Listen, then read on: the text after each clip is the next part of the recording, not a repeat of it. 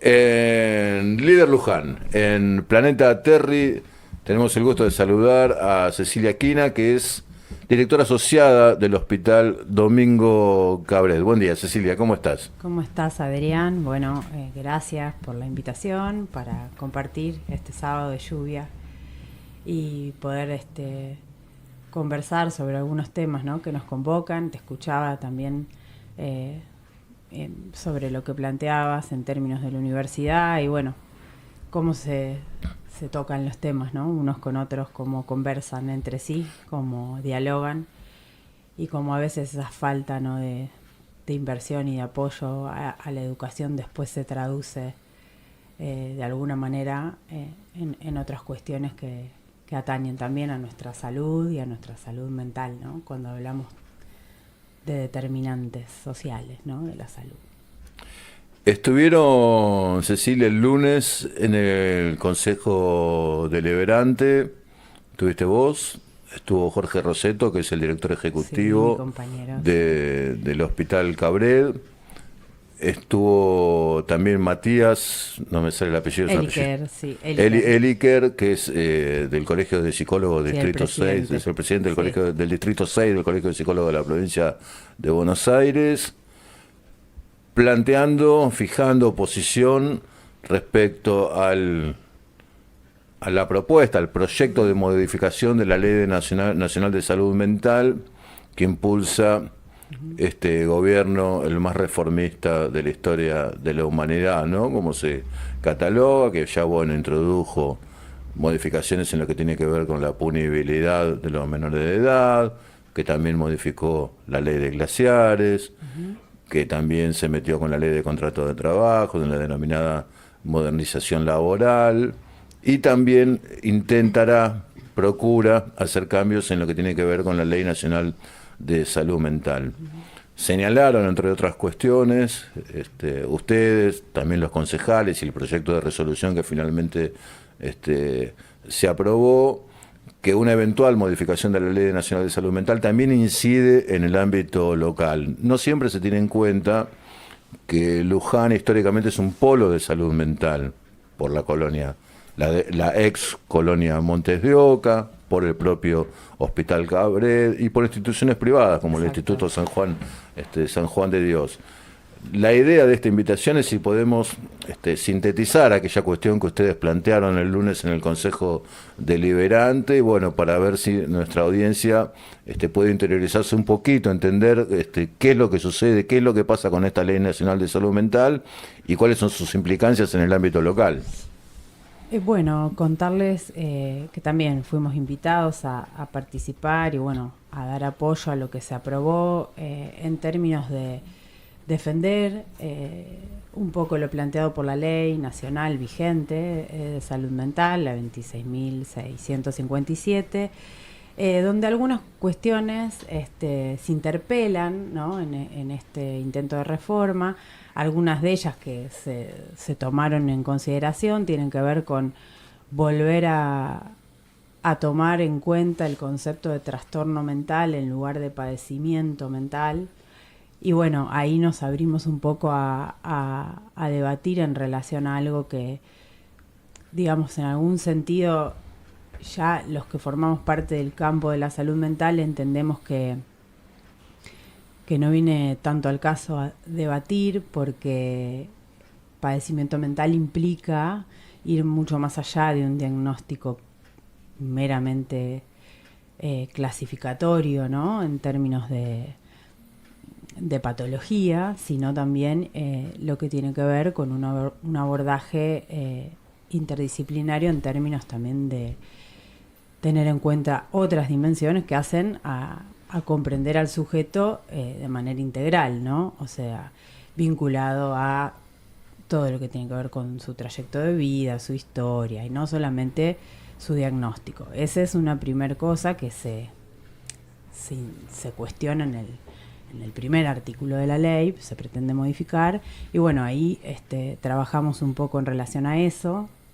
Podemos decir que la actual Ley Nacional de Salud Mental tiene una mirada, por ahí mirada es una palabra no demasiado técnica, pero bueno, tomámela por favor, una mirada más humana, que entiende a la persona con padecimiento mental como un sujeto de derechos. Exactamente. Y que las modificaciones que impulsa el gobierno nacional, curiosamente no curiosamente, Claro. tienen otra mirada que tiene más que ver con que, bueno, esta persona es un trastornado, le Y pongo de la alguna etiqueta de manera trastornado y ya fue. se la plantea un poco regresiva en ese punto, porque es como, bueno, dar un poco un paso atrás en términos de que obviamente que en un informe interdisciplinario el diagnóstico forma parte, pero no es lo único. Entonces, tiene que ver un poco con esto que vos expresás, que el espíritu de esta ley está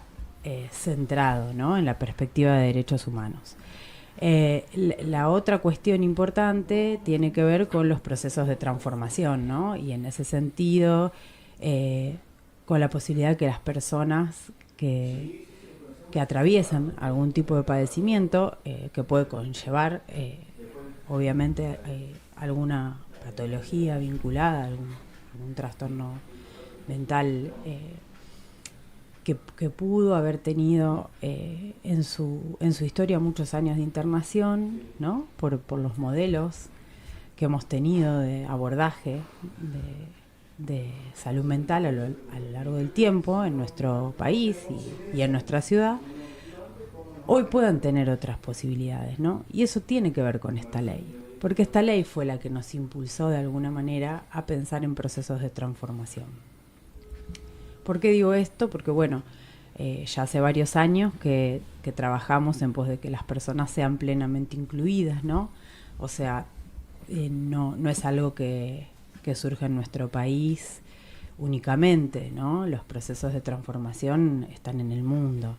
Las personas hoy tienen el derecho a vivir igual que todos nosotros en comunidad, y sabemos que los padecimientos mentales tienen mejor tasa de recuperación cuando pueden participar con las demás personas, como todos nosotros, en la vida misma, ¿no? Obviamente, ¿qué quiero decir con esto? Que son procesos que llevan tiempo, que se van consolidando justamente a partir de un marco normativo que impulsa a los equipos de trabajo, ¿no? Los equipos, hago hincapié en el trabajo interdisciplinario porque la complejidad de los casos con los que trabajamos, de las personas y de sus familias y bueno, de la coyuntura en la que estamos, hace que, por ejemplo, los programas de viviendas asistidas o que vamos llevando adelante y las distintas posibilidades que se van dando, se van construyendo a lo largo del tiempo y se van ampliando en función de ir superando a veces la lógica de un asilo, ¿no? Claro, yo lo que me gustaría, Cecilia Quina, directora asociada del Hospital Cabred, si nosotros podemos poner, bueno, como ejemplo precisamente el Hospital Cabred y cómo ha sido en el Hospital Cabred este proceso, podemos decir, de desmanicomialización, porque se habló en su momento de esto, ¿no? Es una ley de salud mental que viene por la desmanicomialización, terminar con este sistema de manicomios. ¿Y cómo la ley se sancionó en 2010? El Cabred es un hospital provincial. ¿Cómo ha sido todo este proceso en el Hospital Cabred? ¿Se ha podido llevar adelante? ¿Encontraron mucha resistencia, dificultades? A ver, como todo proceso, pensemos que las implementaciones tienen sus avances, sus retrocesos, sus pausas. El hospital, nosotros asumimos la gestión en el 2020 y ya venía con sus propios, de hecho ya tiene un programa que funcionaba desde el año 2000, con un programa de externación y rehabilitación, digamos, funcionando con su potencia, y teniendo en cuenta que previo a la ley todo era mucho más complejo, ¿no?, de entender y de llevar adelante, y como vos decís, ¿no?, como entre todos dentro del campo profesional fuimos construyendo, digamos, esta mirada conjunta. A nosotros al incorporarnos al hospital nos tocó una etapa muy interesante, a pesar de que tuvimos la pandemia, ¿no? Que fue otra capa de complejidad que tuvimos que atravesar entre todos, y eso también nos consolidó en términos de equipos de trabajo, porque nos llevó a tener que superar una crisis muy fuerte.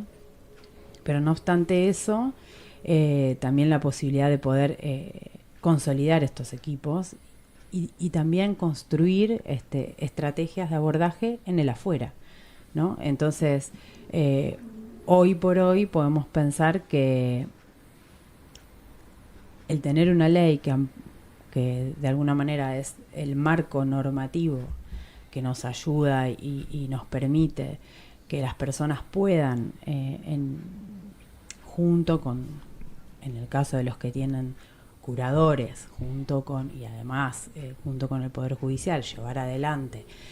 También pensemos, hoy pensaba, ¿no?, antes de venir, cómo también dialogan muchas de estas situaciones con la situación que tenemos con discapacidad, ¿no?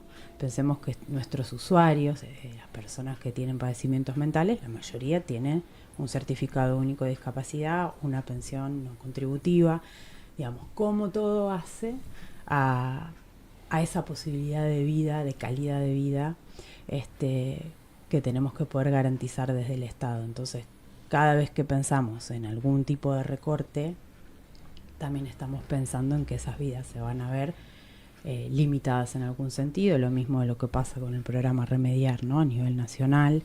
Digo, cómo son perspectivas que de alguna manera atentan, digamos, con esa posibilidad de desarrollarse. Claro, bueno, interpreto que una persona con padecimiento mental que ve limitada su capacidad de acceso a una pensión por discapacidad, que ve limitada su posibilidad de acceso a los medicamentos a través del recorte del programa Remediar, y que además le quieren cambiar la Ley Nacional de Salud Mental y recortarle también sus derechos a elección, digamos, de la vida que quiera llevar.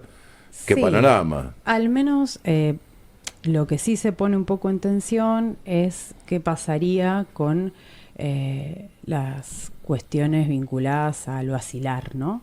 Que es un poco lo que esta ley la ley vigente puso en cuestión, ¿no? Entender la vida del encierro como un problema. Claro, porque el Hospital Cabred promueve que las personas, vayan habiten casas comunitarias. Exacto. ¿No? A ver. Esa es la propuesta básica. Sí, quisiera aclarar que es un proceso, ¿no? O sea, toda persona que sufre en algún momento alguna situación de crisis, que tiene que recibir un tratamiento adecuado, bueno, en ese proceso está quien puede volver a vivir con su familia y está quien ha perdido ese lazo, que ya no tiene, digamos, esa posibilidad por diferentes causas, ¿no? Volvemos un poco ahí. A veces me gusta tomar un poquito ese tiempo para explicar que, bueno, la situación de internación es un momento, es una foto en un momento de la vida de alguien donde sucedieron un montón de cuestiones antes y también van a suceder un montón de cuestiones después. Pero no puede ser que esa persona sea internada y después luego quede años y años y años de internación. Eso es lo que no queremos que siga sucediendo. Eso era un poco lo que pasaba antes. Por eso muchas de las personas que hoy viven en la comunidad son personas que capaz que tuvieron 20, 30, 40 años viviendo en el hospital, digamos, también en las condiciones que se vive en una sala asilar. ¿Qué quiero decir una sala asilar? Y bueno, donde vos compartís la vida con como mínimo 40, 50 personas más, donde hay una cama al lado de la otra, donde no tenés privacidad, donde no tenés tus pertenencias, donde no tenés intimidad, donde, bueno... Nada. ¿Y la experiencia de las casas comunitarias? ¿Cómo les ha ido? Porque, bueno, no debe ser fácil tampoco implementar esto, ¿no? O sea, que un número, no sé, 5 o 6 personas conviven en una casa comunitaria, aquí en Luján, en una localidad.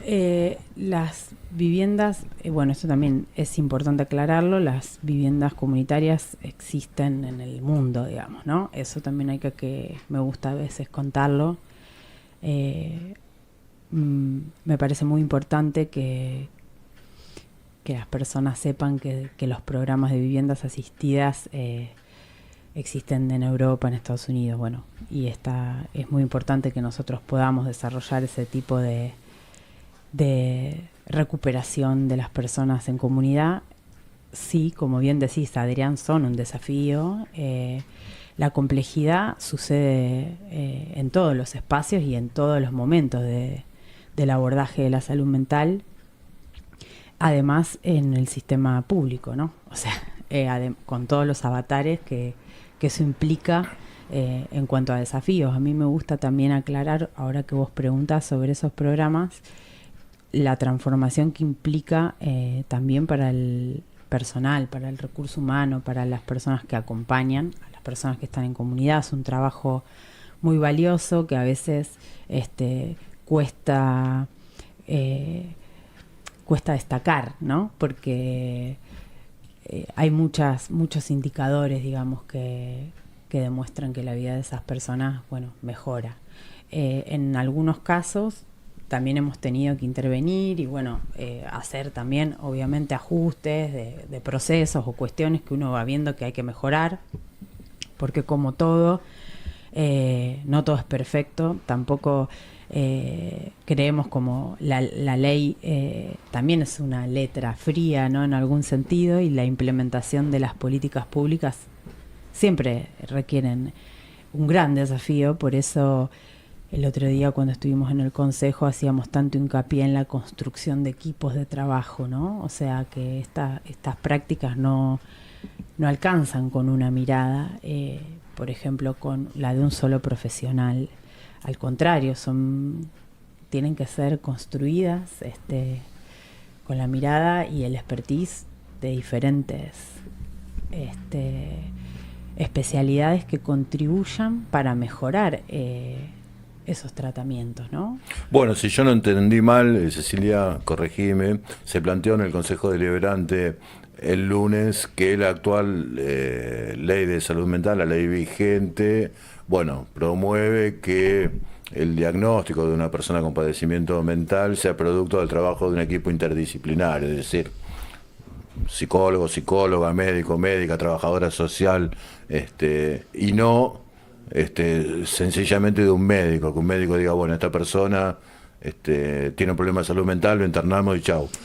Claro, que se pueda hacer algo más, que sí, debe que ser más complejo, ¿no? Se hace así. El otro día también comentábamos que desde el 2020 en el hospital incorporamos la guardia interdisciplinaria.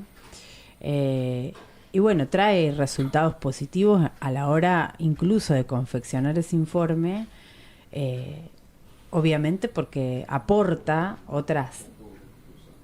otro tipo de información, y ese informe tiene otra calidad, digamos, incluso para a quien uno le transmite ese informe, que es el juez, ¿no?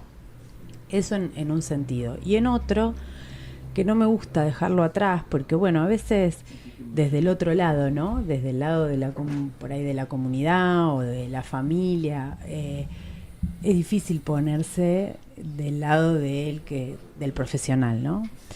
Los profesionales también, obviamente que somos personas y somos personas que cuando vemos determinadas realidades también nos pasan cosas, y el poder construir, digamos, y dar apoyo y poder pensar estrategias siempre nos va a salir mejor cuando estamos con otros. Ese es otro de los problemas que tenemos, que es que no hay demasiados médicos psiquiatras, es una realidad, y uno debería preguntarse por qué somos tan pocos, ¿no? Cada vez somos menos. ¿Por qué son tan pocos? Y bueno, es una pregunta esa, ¿no? Yo entiendo que es algo muy difícil de estudiar, es una carrera difícil, ¿no? ¿Esa es la razón? Que haya poco médico habría psiquiatra. Que preguntárselo, creo que también tiene que ver... Quizás los salarios en el sector público tampoco sean muy buenos. Y también quizás tiene que ver, justamente, pienso que una de las una hipótesis, es que en la medida en que construyamos más estrategias conjuntas y estemos como conformados en esas trincheras, porque bueno, la realidad es que el laburo es un laburo complejo, el laburo que construimos en el Estado, en lo público y bueno, en lo privado también. La salud es un desafío muy difícil, ¿no? En general, por lo que los procesos que nos tocan atravesar, no se habla mucho de esto y no me quiero meter en otro tema, pero la vulnerabilidad a la que nosotros mismos nos exponemos todos los días como personas no es tampoco algo tan sencillo. Entonces, frente a la complejidad que atravesamos como sociedad, por eso digo, las instancias le podemos cambiar el nombre, podemos decir diagnóstico en lugar de padecimiento, podemos decir que esté 1 en lugar de 2, que esté... Eso no, creemos que no es lo que resuelve la situación. Creemos que podemos mejorar mucho de lo que hay. Eso se mejora con inversión, se mejora con mayor compromiso y también, en algún sentido, con poder acompañarnos más, ¿no? Digo, entre todos. Por eso hago esta insistencia. Y esto también quisiera, dos minutos de plantear cómo es esa transformación que vos planteás o vos consultabas en relación al sistema de apoyos. Una posibilidad concreta que nosotros vemos para algunos perfiles, para algunas personas, con determinadas cuestiones que por ahí llevan mucho tiempo de institución, otras personas que son muy autónomas y no tienen problema y vuelven a la comunidad, retoman su vida, como te decía, con su familia, o bueno, se recuperan y continuarán su tratamiento ambulatorio, y las otras personas cuentan con un sistema de apoyo. Ese sistema de apoyo es fundamental.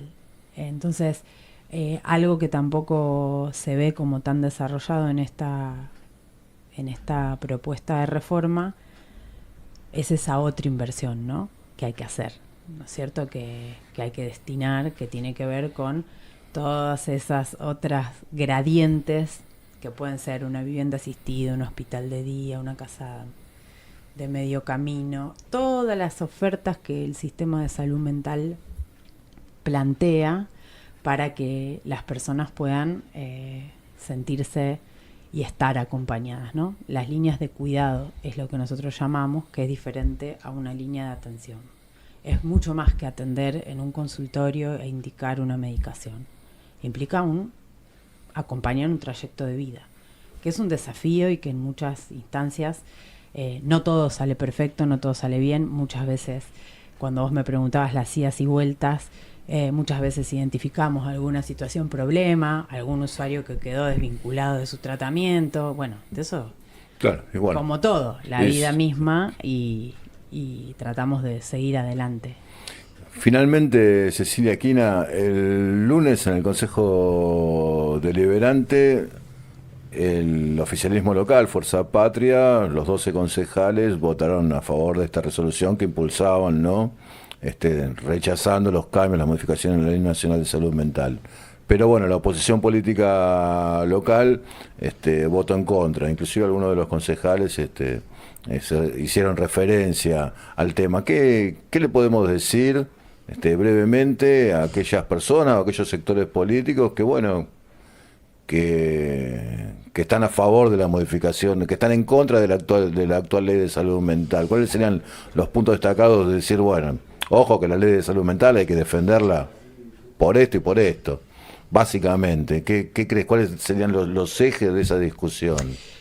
Y la verdad es que creo que principalmente lo que diría es profundicemos todo lo que sea necesario. Los invitaría a ese trabajo, digamos, de fondo más que de superficie. Yo creo que siempre hay cuestiones para discutir. Me parece que para mejorar en algún punto hay algunas cuestiones sobre la internación que se plantean, sobre el general y el especializado, bueno, cuestiones técnicas que son atendibles, que creo que están en proceso de mejora. digo que es una ley que costó mucho tiempo y que tuvo la aprobación plena de todos los sectores cuando se promulgó. Entonces, quisiera pensar que podemos ser una sociedad que avanza, digamos, en mejorar algo que costó mucho y no que avanza a partir de un retroceso de derechos, de hacer una ley, o de, mejor dicho, modificar una ley a partir de restringir cuestiones y no optimizar alguna cuestión que haya que, en todo caso, mejorar. Digo, pero miré una discusión más de fondo en tal caso. Creo que es demasiado... que modificando cuestiones superficiales se atacan cuestiones profundas que no deberían estar en discusión. Cecilia Aquina, directora asociada del Hospital Domingo Cabred. Muchas gracias, Cecilia, por venir a nuestros estudios. Estoy seguro que bueno, que muchas de las personas que están viendo esto, que han seguido esta conversación, bueno, han obtenido algunas puntas, algunos recursos, algún insumo para efectivamente poder profundizar en este tema. Gracias, Cecilia. De nada.